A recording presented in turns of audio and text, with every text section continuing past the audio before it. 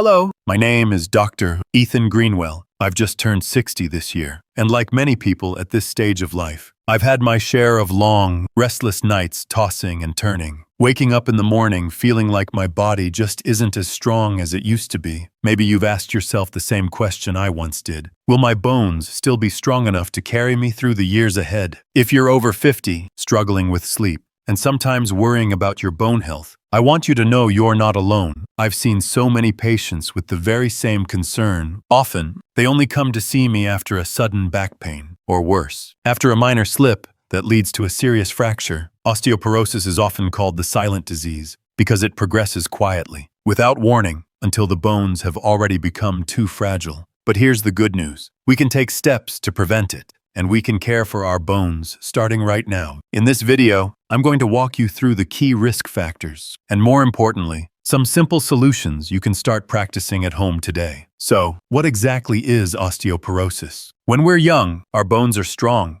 They're constantly rebuilding and storing strength, almost like a savings account. But after the age of 40 or 50, those deposits slow down, while the withdrawals, the loss of bone mass, begin to speed up. And eventually, that bone bank account runs low, leaving us at real risk of fractures. There are two important terms here: osteopenia, the stage when bones start to weaken, and osteoporosis, the stage when bones become fragile and prone to breaking. In the United States alone, over 10 million people are currently living with osteoporosis, and about 43 million more have low bone density, meaning they're already in the danger zone. The scary part is, you can go about your daily life, walking, working, feeling fine, without a single symptom, until one day, a simple trip in the living room, or even a strong cough, can lead to a broken bone, and the consequences are not just painful.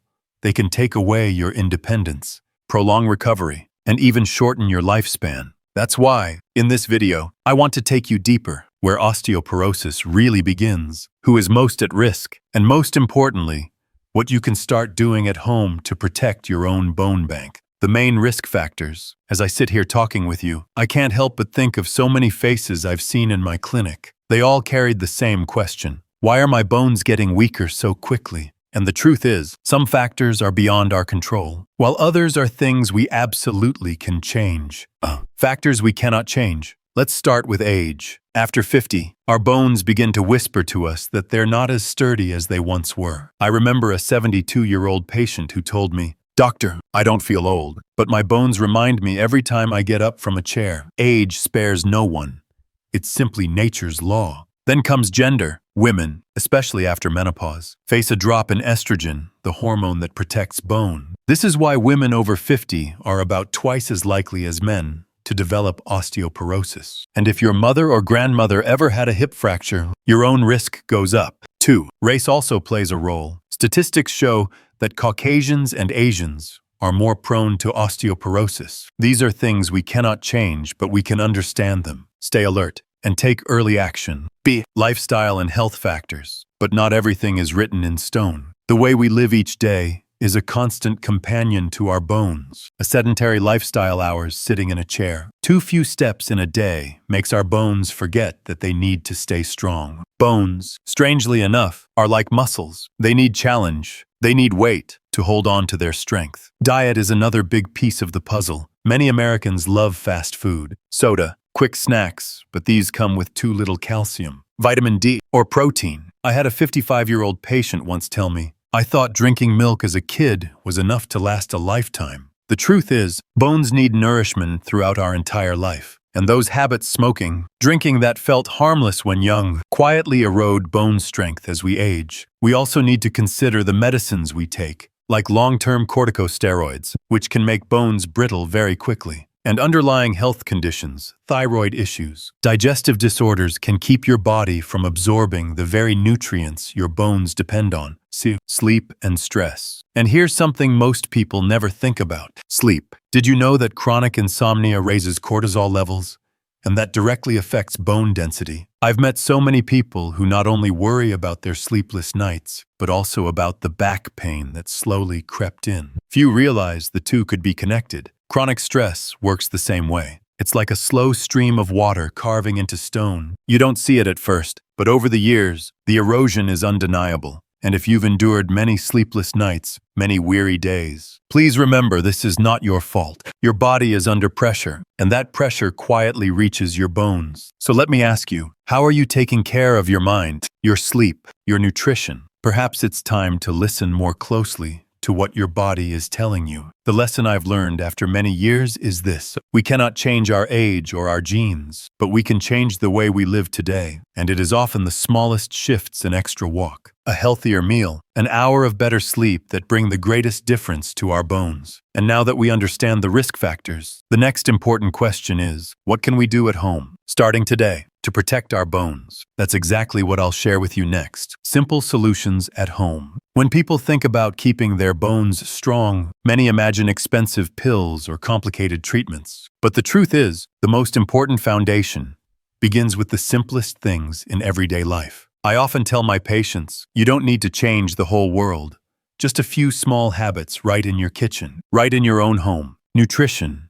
Feeding your bone bank. A 68-year-old woman once told me, "Doctor, I don't eat much anymore, so of course my bones must be weak." I smiled and reminded her that sometimes it's not about quantity, it's about wise choices. A glass of milk, a bowl of dark leafy greens, a handful of almonds each day. These are deposits into your bone savings account. Vitamin D, whether from the morning sun or a small supplement, is the key that helps your body absorb calcium. And let's not forget protein, because bones aren't just minerals. They also need structure to stay strong. I also gently remind my patients, enjoy coffee and wine as little pleasures, but don't let them become daily habits. Over time, they quietly chip away at bone strength. Movement.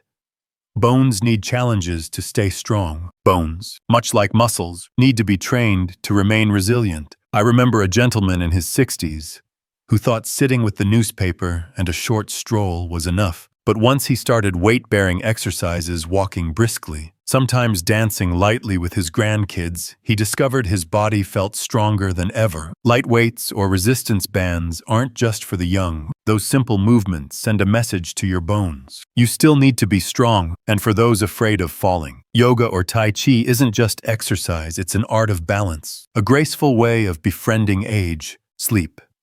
A gift for both the mind and the bones. I know, for many over 50, poor sleep feels almost inevitable. But let me share this. Taking care of your sleep is also taking care of your bones. One of my patients, a 62-year-old woman, had suffered through countless sleepless nights. Only after improving her sleep did she realize her back pain began to ease. A consistent bedtime, a room with less blue light, a cup of herbal tea, or a few minutes of deep breathing, small rituals that can restore the body. And if you've ever thought, I've lived with insomnia too long, let me say this: it's never too late to give yourself the gift of peaceful rest. Fall prevention.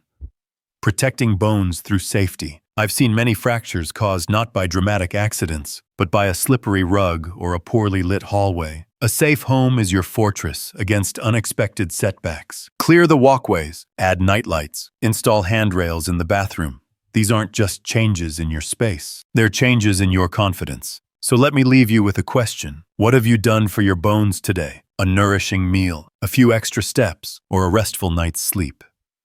Any of these could be the simple yet powerful answer. And the lesson I want to leave you with is this: you don't need to search for distant miracles. Bone strength is built from small habits, repeated day after day. In the next part, I'll share with you the real consequences of osteoporosis, especially fractures, and why they can't be taken lightly. Because they're not just a medical event, they can be a turning point in your entire life. I know, after hearing everything I've shared, it might feel like a lot, maybe even a little overwhelming to begin. But remember, you don't have to change everything in a single day. If it feels like too much to carry, just start with the smallest step. Add a glass of milk to your morning. Take a short walk around the block, or simply turn off your screen 30 minutes earlier so your body can rest better. Those small choices, repeated each day, become the bricks that build your own house of strong bones. I once had a patient, a 70-year-old woman, who began with just 5 minutes of walking in her garden each day. A year later, when she returned, she laughed and said, "Doctor, I never thought my legs could feel this steady again." And the lesson I took from that is this: